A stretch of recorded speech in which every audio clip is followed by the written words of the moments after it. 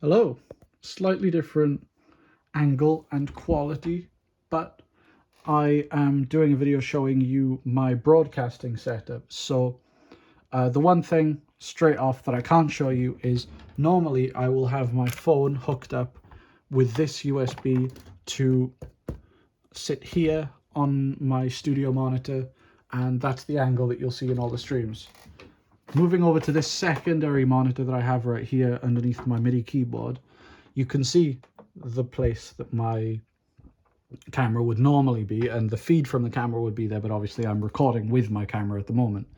This is OBS. This is the software that I use to control my streams. All you have to do is you input your stream key. So I put my Twitch stream key into OBS and it sends directly to Twitch. No odd settings, nothing that I have to tweak. All I have to do is hit that start streaming button right there. I even get a little chat window here to interact with everyone. So if I'm streaming and you see me look over here, that'll be because I'm looking at my chat.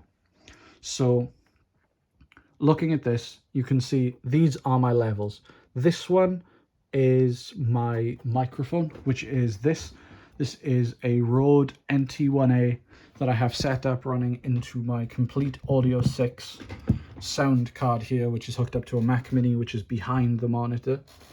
What this lets me do is it lets me monitor with nice, clear vocals instead of just using the microphone on my smartphone, for example.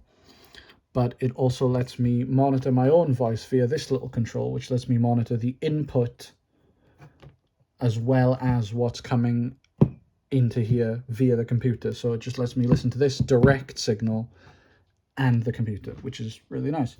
The headphones that I'm using to actually mix the stream are these Hi-Fi Man Sundaras.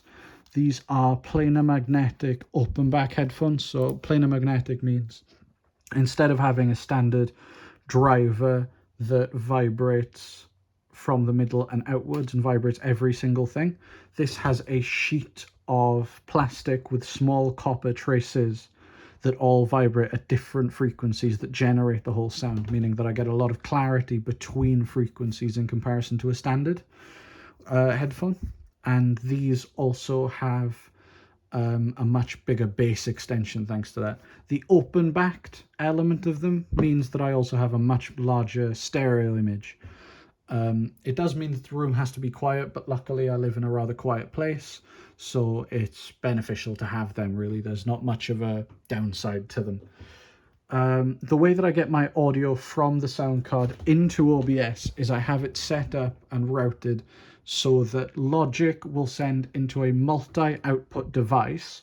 What that is a fake software program that then splits that output, sends one output to the output of this interface and one output to OBS. This doesn't compromise the actual audio quality or the fidelity at all, which is an extremely good thing, because one of my main priorities is getting the audio quality of these streams to be as good as I possibly can have them.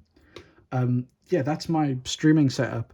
I also have this light here to light my face so that it doesn't look too gaunt or too dark. Obviously, it's not streaming light setup, but I think it works just well. I'd rather like the warm quality that it gives.